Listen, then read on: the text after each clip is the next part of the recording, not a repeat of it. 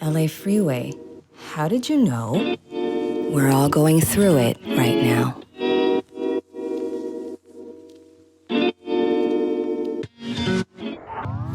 This video is brought to you by The 4 Phases of Grief as created by psychiatrists John Bowlby and Colin Murray Parks. It's worth your time knowing about these 4 phases, as the more generally known 5 stages of grief was designed to embody the experience of a terminal patient's journey, not the experience of surviving loved ones who are left to mourn. So what are the 4 phases of grief, and how does knowing this benefit grievers? Special shout out to the University of Colorado in Boulder for supplying the information about the 4 phases of grief.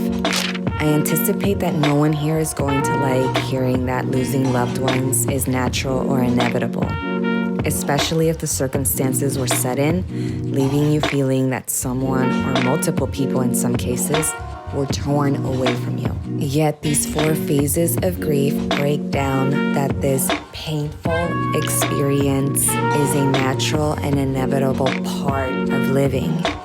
In that sense, we're born to lose, which poses great fullness and emptiness as 2 sides of the same coin.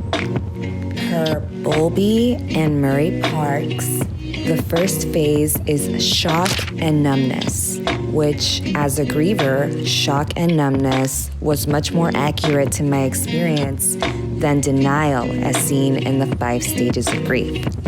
I missed out on denial because as a former medical special teams case manager, I was painfully alert and oriented to diagnosis, prognosis, pain management, and little to no chance of my loved one making a meaningful recovery.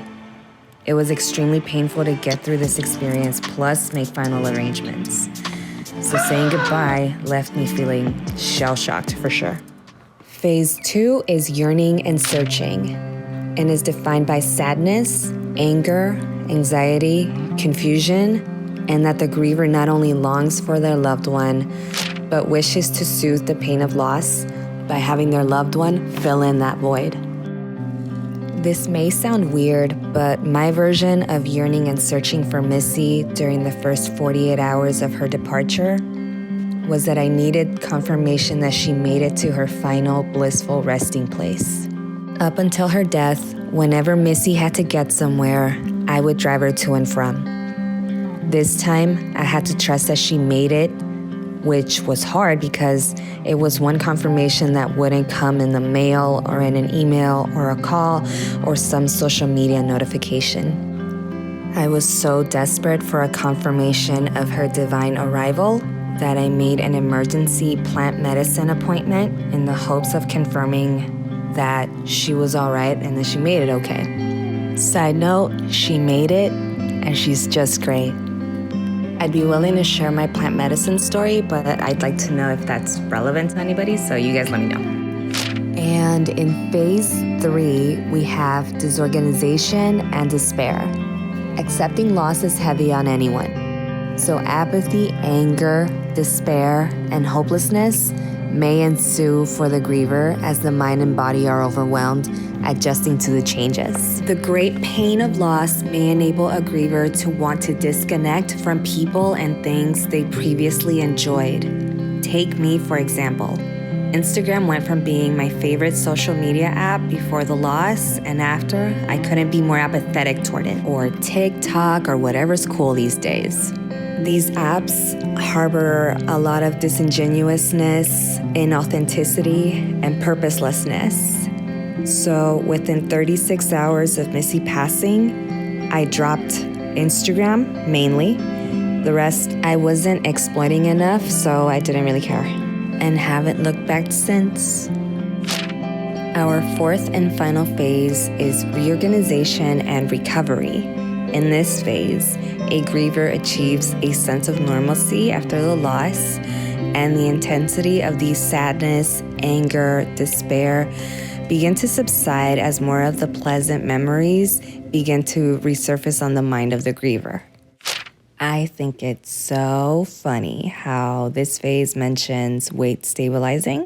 I'm looking forward to getting mine to stabilization. Right now, I'm battling hard. Sometimes I binge until my stomach feels like it could rupture. Other times, I don't care to eat. Sometimes it's annoying that my stomach wants food, but my mouth can't be bothered chewing. My energy levels are gonna stabilize, or at least I'm staying optimistic that they will.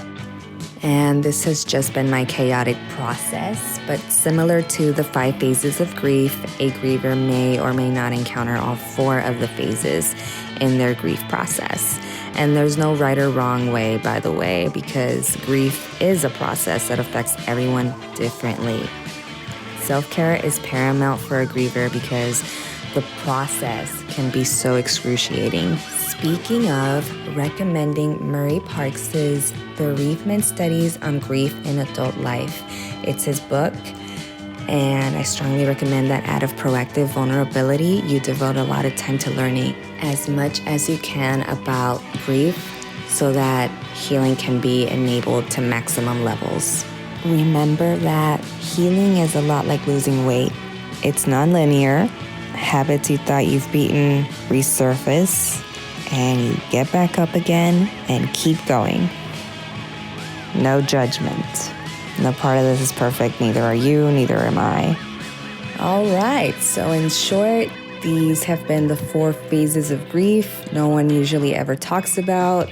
I'd like to think just because it's not mainstream, well-known knowledge, but I hope that in the future this changes as, again, the 5 stages of grief was made to highlight the experience of a terminal patient's journey accepting their demise, which is heavy in and of itself.